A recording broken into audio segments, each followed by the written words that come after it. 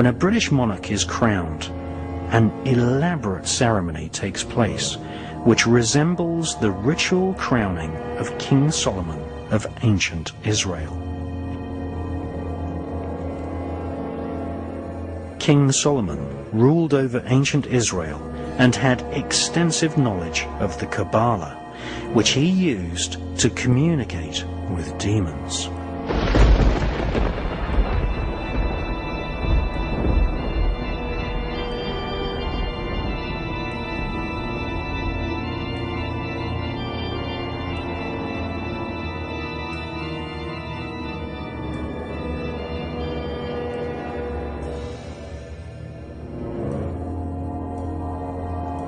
As King Solomon was anointed king, the priest known as Zadok and the prophet known as Nathan, so thou be anointed, blessed and consecrated, queen over all the people.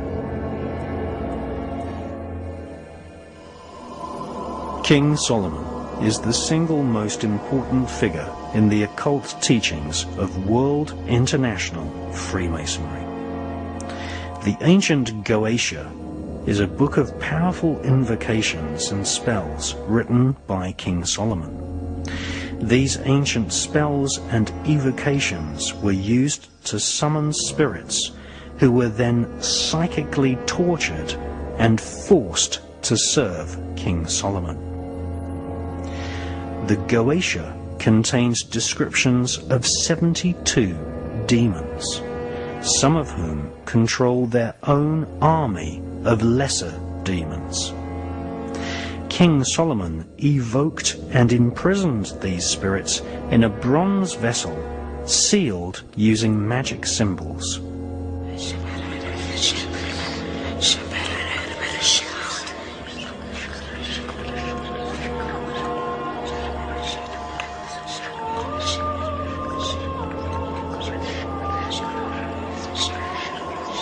The Goetia explains how the spirits can be compelled into obedience. The Goetia describes a demonic royal hierarchy of spirits, many of which are referred to as knights, princes, and kings. King Solomon ruled ancient Israel from the year 970 to 928 BC. Satanists, occultists, and Freemasons worldwide venerate the memory of King Solomon, who owned a magic ring engraved with a symbol called the Seal of Solomon. This gave him power over the invisible monarchy of demons. This Seal of Solomon is better known as the Star of David. It is this symbol which is encoded into the $1 bill. It is also the flag of Israel.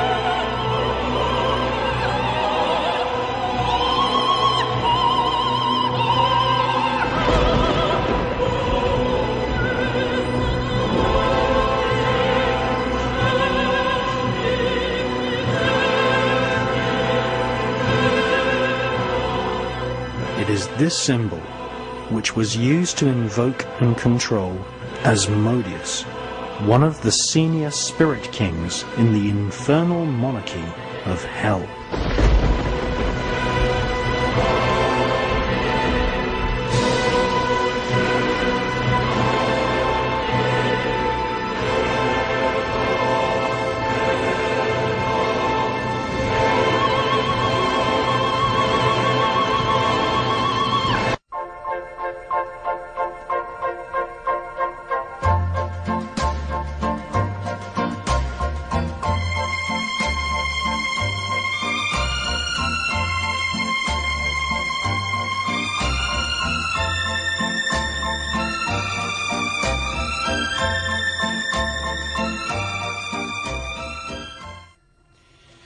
Well, David Icke's book, The Biggest Secret, is one of my all-time favourite books. There is a section in there talking about a character called Pindar, who apparently is the boss of some of the satanic councils or satanic groups in America, and he also attends rituals in Europe. And according to some of the sources which David Icke used for his book, Pindar, this character, is otherwise known as the Marquis de Libu, or the Marquis of Libu. So there is a section in the book saying, you know, can you give us any more information? And David Icke requests the reader, you know, if you've got any information, then come forward.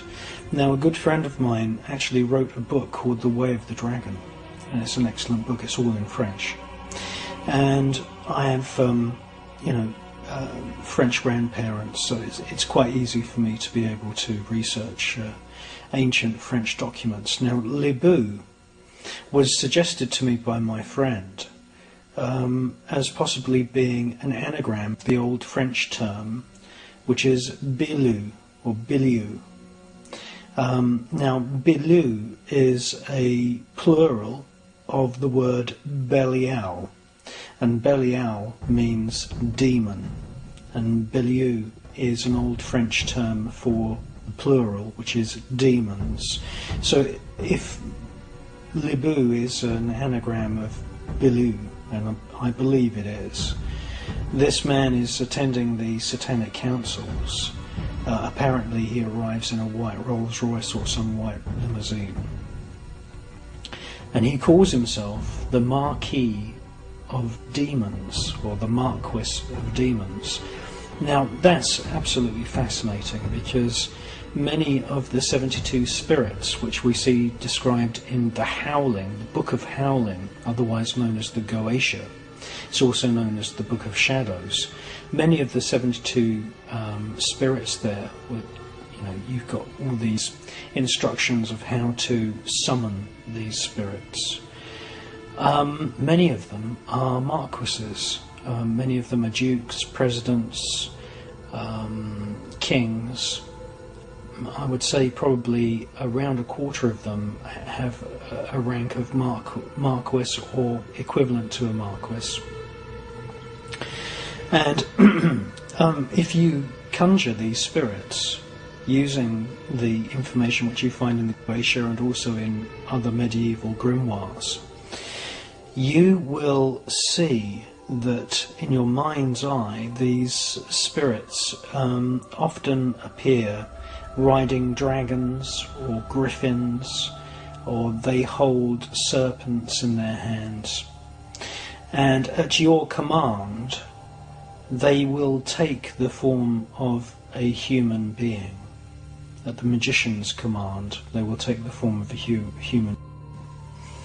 But if you look at the sketches which have been used to illustrate many different versions of the Goetia, you will see that many of these spirits are, they have royal rank, like a marquis or an earl or a duke, king, and there is definitely reptilian symbology, and if you command the spirit to take on a human form, it will do, and it will shapeshift.